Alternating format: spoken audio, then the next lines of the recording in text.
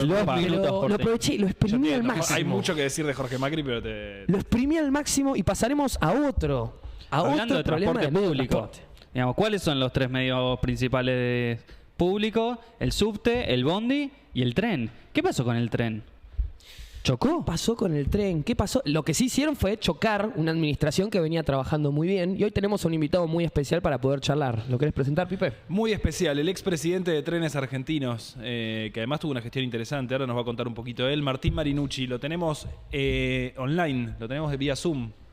Hoy además decretaron... Ahí ¿Qué está. haces, Martín? ¿Cómo estás? ¿Se me ve ahí? Sí, perfecto.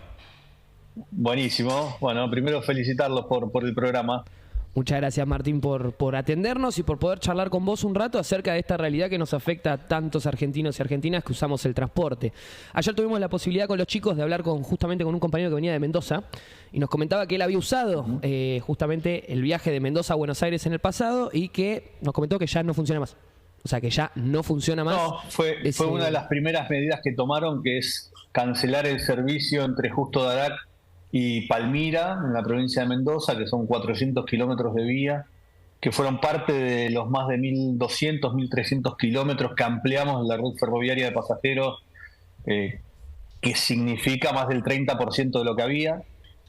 Y bueno, de un plumazo dieron de baja ese servicio, que yo siempre he dicho, ustedes seguramente me habrán escuchado en alguna oportunidad, el sistema ferroviario sin duda que necesita de mucha inversión sostenida en el tiempo y fue parte de nuestra responsabilidad desde el inicio de la gestión, en donde desarrollamos un plan de inversiones, donde fuimos al presidente de la Cámara de Diputados en ese momento y fue Sergio Massa quien discutió el presupuesto para poder tener durante esos 4 años una inversión sostenida en la infraestructura, en el mantenimiento de los servicios y en la ampliación, porque siempre los que vivimos en el área metropolitana de Buenos Aires, la verdad que para nosotros el tren es algo que convive con nosotros. En el interior convivió hasta los 90.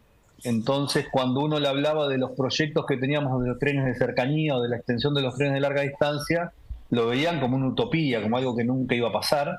Y la verdad que la satisfacción de haber logrado más de 17 servicios ferroviarios que no estaban en circulación, más de 80 estaciones que volvieron a tener vida ferroviaria, pero no solamente por una decisión política nuestra, un plan de acción que generamos. Siempre yo lo he planteado que cada cosa que emprendíamos no lo pensaba en términos de tiempo a un periodo de gobierno, sino que era necesario que sea el inicio para un proceso de cambio por los próximos 30 años. La verdad que la satisfacción fue que estuvieron comprometidos también funcionarios en las distintas provincias de los gobiernos provinciales de otros partidos políticos, intendentes, legisladores. Bueno, lamentablemente hoy en día va todo a contramano de eso. Martín, acá hoy a la mañana escuchábamos al vocero decretar o anunciar que van a decretar la emergencia ferroviaria. ¿Qué quiere decir eso? Bueno, la verdad que no me querría apresurar porque no sé el contenido de la emergencia. Si solamente lo están planteando como una cuestión de generar pánico hacia los usuarios, si es parte de una estrategia como la que vienen aplicando y quedó muy notorio el ministro del Interior el día del paro y después con sus dichos el día viernes posterior al accidente, que dice hay que avanzar rápido con las privatizaciones.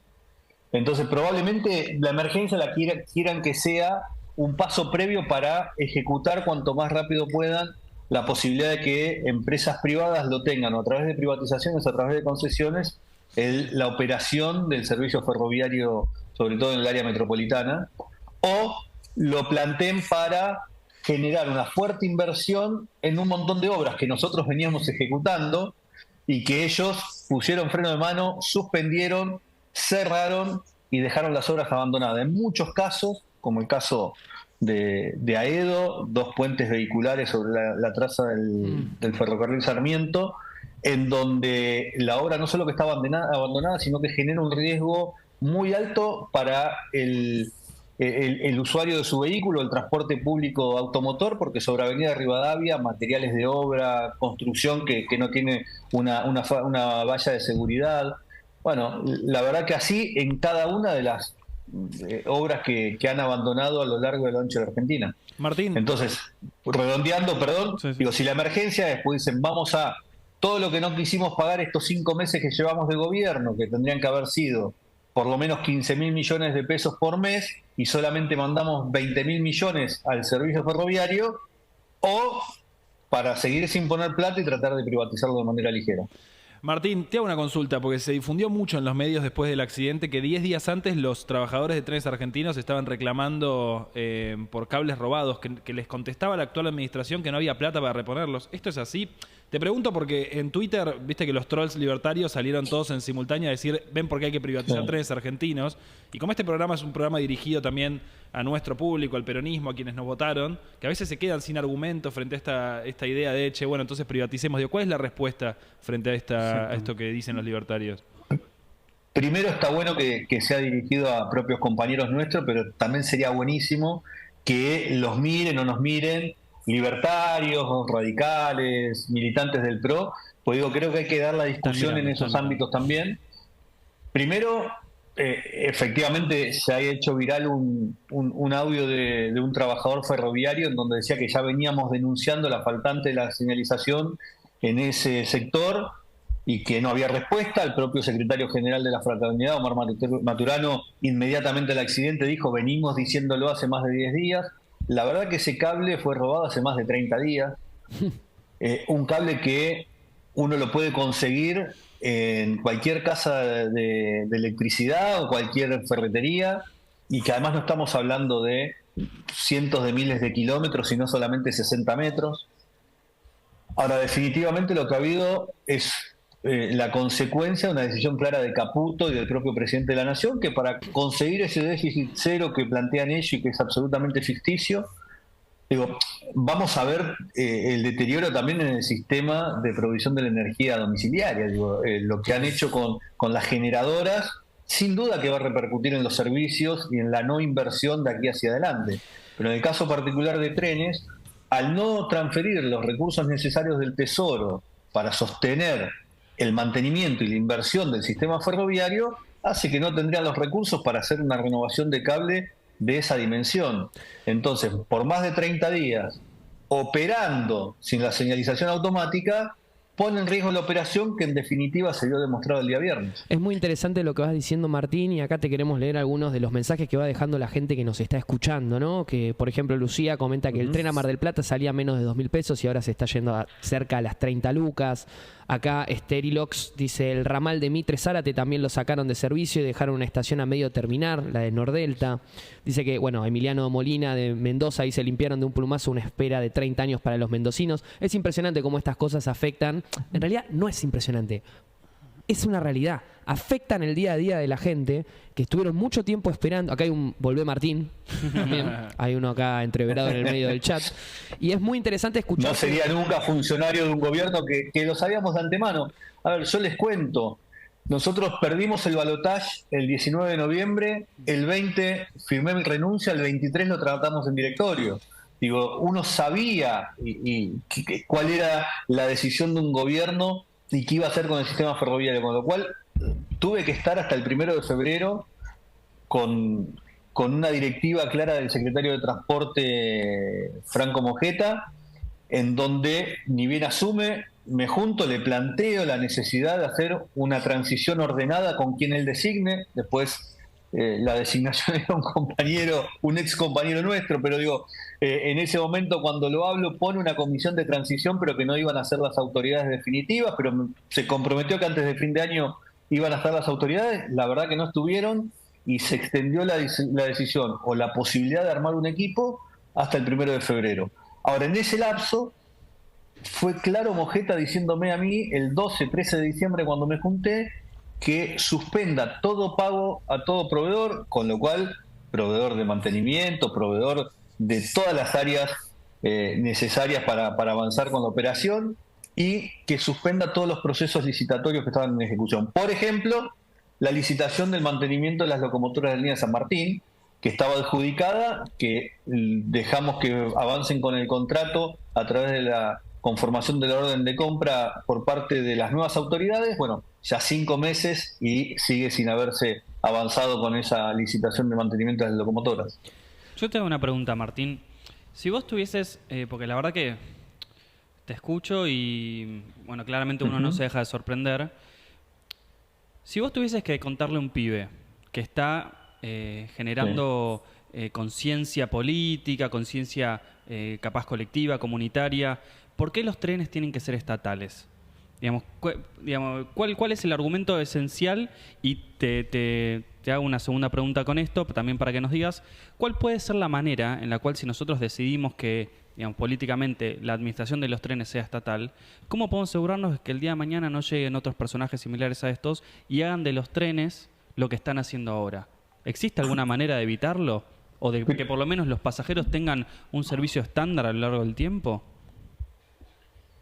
Bueno, voy por el final. La verdad que la única manera es hacer entender a la política y sentarse en una mesa, algo que por lo menos en lo personal nos enseña Sergio desde hace muchos años, que es dialogando y llegando a puntos en común sobre políticas de Estado. Digo, el sistema ferroviario debe ser una política de Estado y nosotros intentamos poner esa semilla en nuestros 4 años de gobierno, por eso contaba el diálogo y la construcción de distintos desafíos con distintos gobernadores, distintos intendentes de distintos espacios políticos.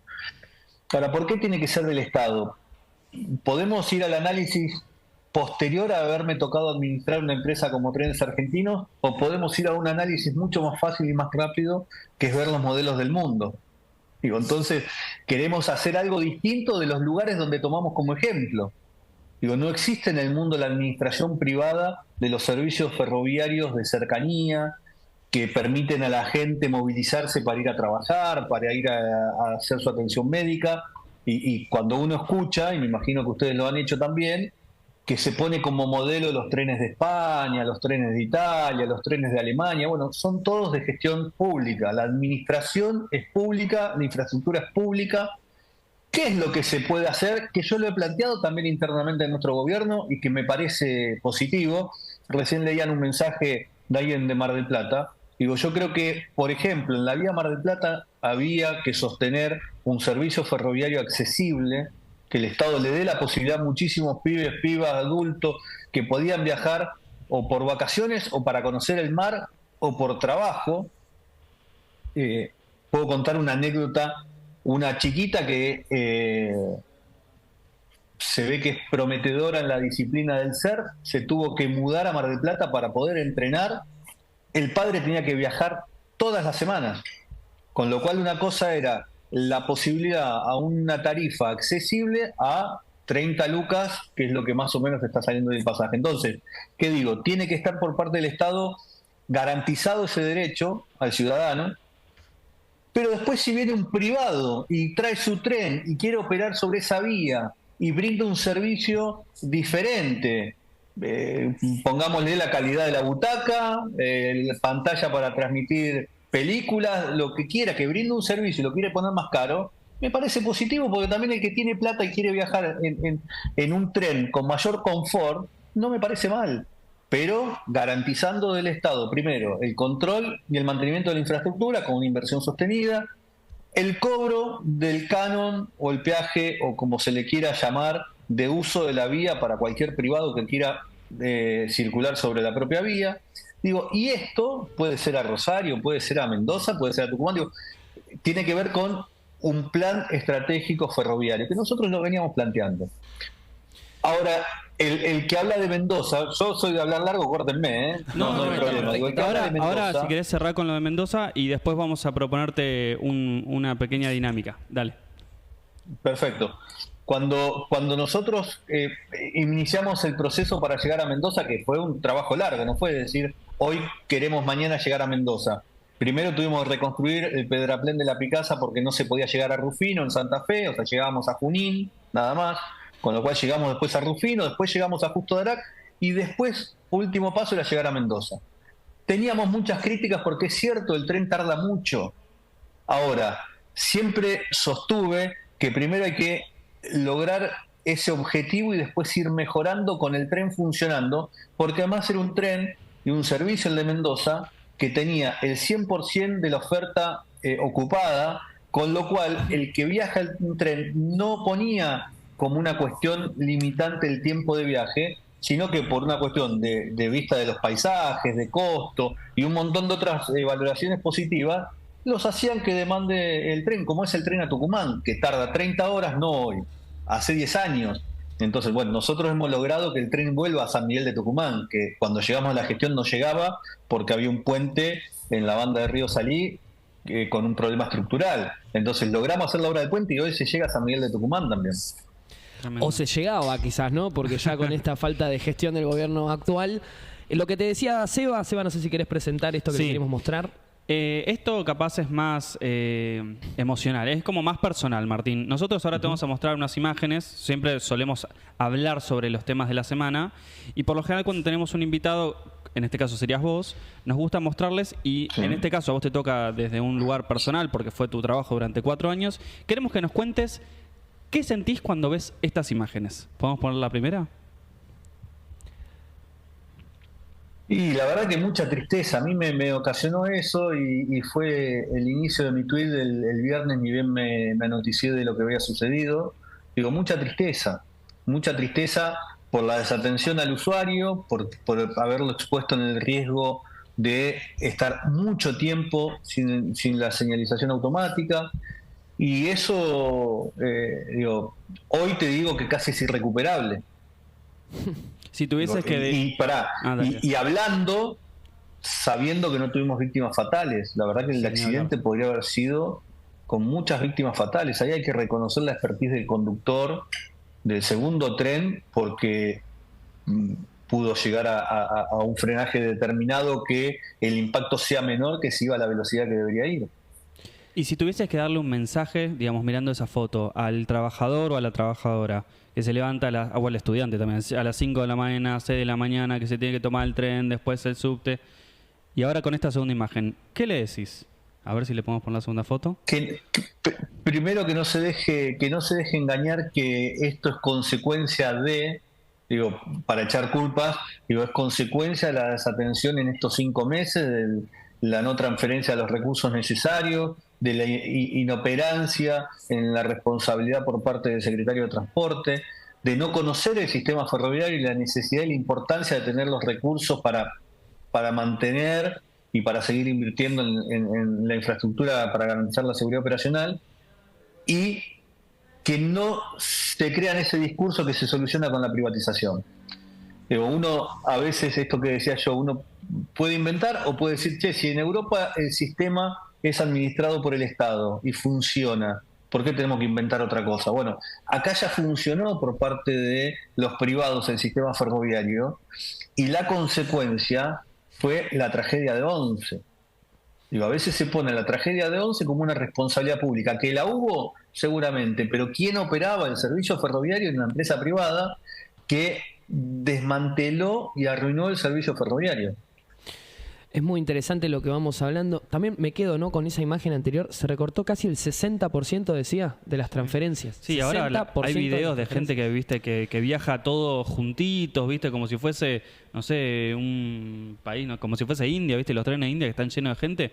Hay algunas imágenes que vemos hoy de algunos ramales que la gente empuja como si fuese, viste, para poder entrar. Perdón, Martín, a mí lo que me pasa es que siento que a veces, siento que a veces desde la política explicamos las cosas un poco complejas, ¿no? Digo, yo cuando leía estos tweets de lo fácil que esto, de los tweets de los libertarios tratando de convencer a la gente de la privatización o de que, che, vamos 4 meses de gobierno, no nos pueden echar la culpa de un accidente de tren. Digo, estas cosas que vos decías recién, de 60 metros de cables, costo de reparación, son cosas menores que hace la política diariamente y que a veces nos olvidamos que ese es el rol del Estado, digo, y que de eso se trata la gestión.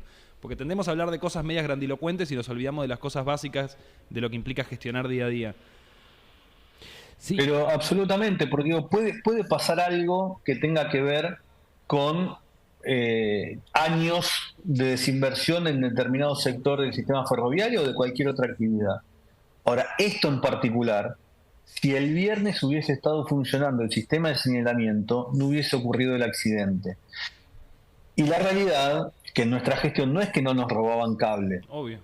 Permanentemente, robo de cable, grafiteaban las unidades, surfeaban, digo, por ahí se acuerdan, en algún momento estaban los que les gustaba viajar en el techo del tren como un atractivo y después lo viralizaban por redes. Bueno, todo eso logramos con algo que conocen bien ustedes, digo, avanzamos con un programa que se llamó Trenes Seguros, que generamos mayor presencia efectivos policías, tanto de las fuerzas públicas como de las fuerzas privadas, dotamos de cámaras, de capacitación al personal, bueno, todo un esquema de seguridad que nos permitía ir reduciendo el índice delictivo que se daba y lo bajamos un 43% de un año a otro.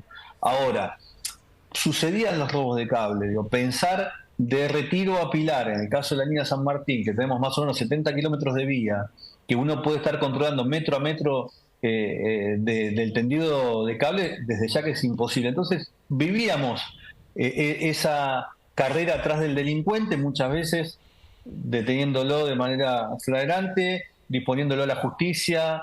Bueno, ahora, ni bien teníamos la denuncia, que encima es inmediata, ahora lo explico, digo, de que faltaba o había un desperfecto en la conectividad del sistema de señalamiento, podía operar de manera manual como se hizo el viernes, pero eran unas horas hasta su reparación, y si se extendía en el tiempo, suspendíamos el servicio.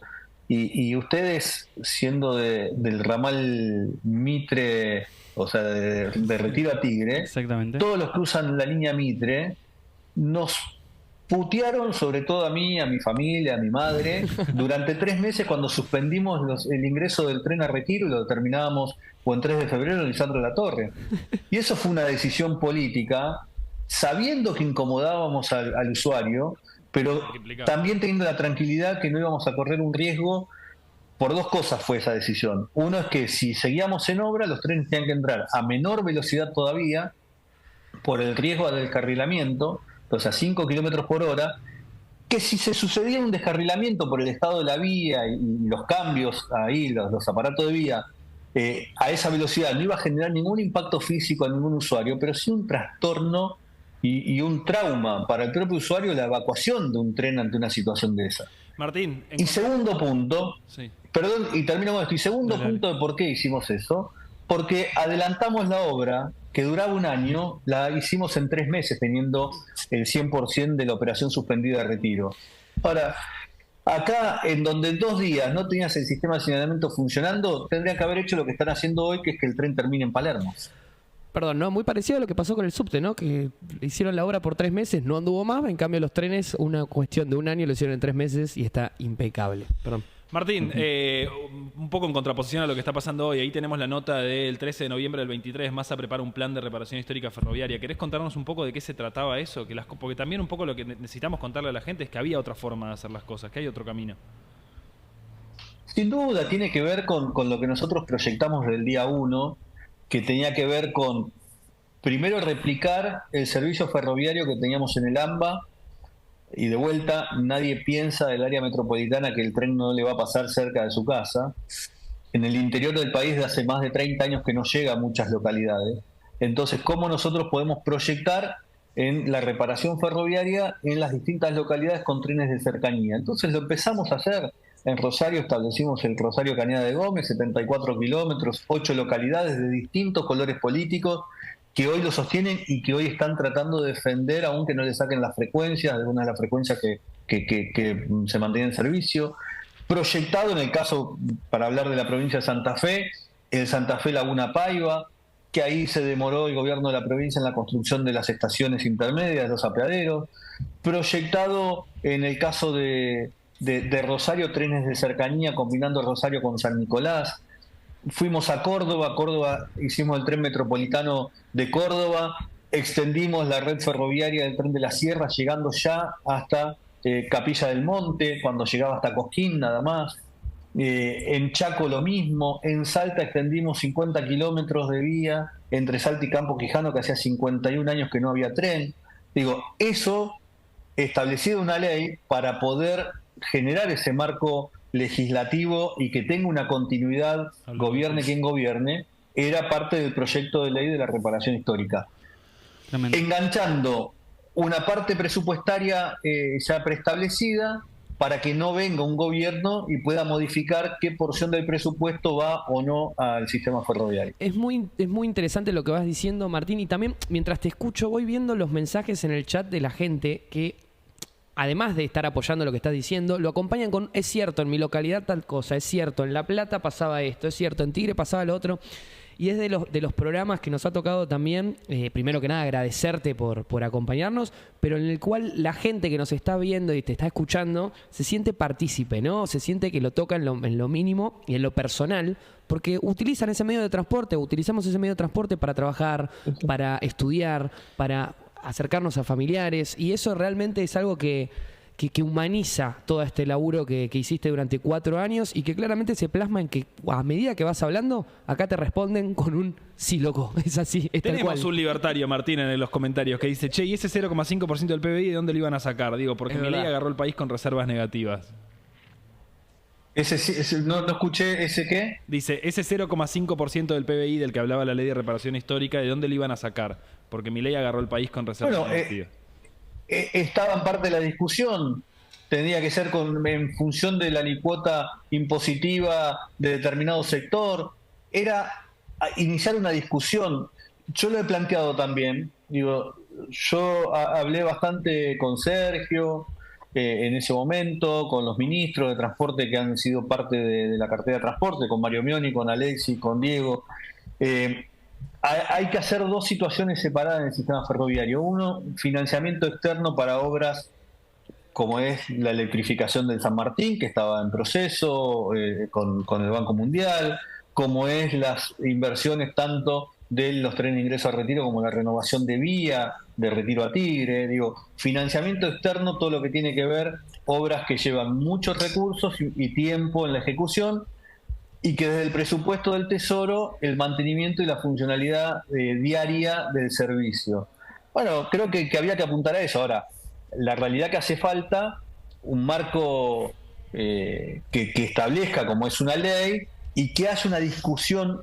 Yo, sin saber que íbamos a hablar de la ley de reparación, planteé esto, la discusión entre los distintos actores de la política. A veces muchos plantean el tema del subsidio, el déficit de la empresa, un montón de cuestiones. Yo a veces lo comparo con otro servicio público que en algún momento Milei cuestionó, pero después no se habló más, que es la salud. El servicio sanitario tiene que ser administrado por el Estado y tiene que garantizar el buen servicio de atención médica a los argentinos. Entonces, el servicio de transporte lo mismo.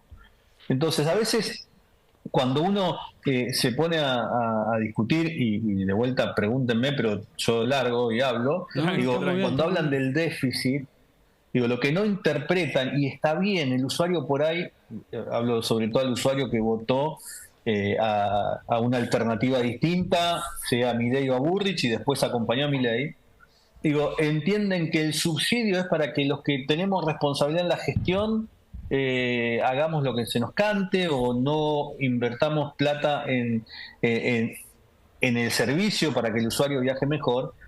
El subsidio a una empresa como Trenes Argentinos no es ni más ni menos que el salario indirecto de cada uno de los usuarios, que es, hay que pagar una tarifa, que ahora les cuento cuánto debería ser. Hay que pagar una tarifa para que el sistema se sostenga, ¿no? El punto de equilibrio. No hablemos de ganar plata, porque no es el objetivo de una empresa pública. Esa tarifa, ¿quién la paga? Una partecita el usuario y una gran parte el Estado. O sea, salario indirecto para que pueda trasladarse a trabajar, todo lo que ya sabemos. Pero además otra cuestión, el tren no es solamente un modo de movilidad para el usuario. Es garantía de desarrollo económico, productivo, social, cultural. Y lo vimos en las declaraciones del ministro del Interior, el día del paro. Por ahí se acuerdan que salió a hacer críticas muy fuertes sobre el paro, planteando que no se quería parar, pero al no haber, en este caso particular, servicio ferroviario, le generó una pérdida muy importante a la economía de la ciudad y del área metropolitana. Entonces ahí quedó demostrado que el tren no es solamente un modo de transporte, garantiza el desarrollo económico. Entonces ahí es donde está la falencia y lo discursivo que plantean desde distintos lugares de la política. Muchísimas gracias, Martín, por conversar con nosotros. La verdad que más de 30 minutos conversamos con Martín, pasó volando. Tremendo, Martín. Muchísimas gracias por expresar tu experiencia, tu conocimiento, tu opinión, y la verdad que es súper esclarecedor en una semana que fue muy triste con cuestiones relacionadas con el sistema ferroviario. Y por explicar algunas cosas, Martín, porque la verdad que para el público que nos escucha a veces es necesario tener herramientas para explicar y herramientas para convencer a otros. Porque eso, en un discurso fácil a veces se hace difícil explicar estas cosas de las otras significancias del tren, además de un medio de transporte.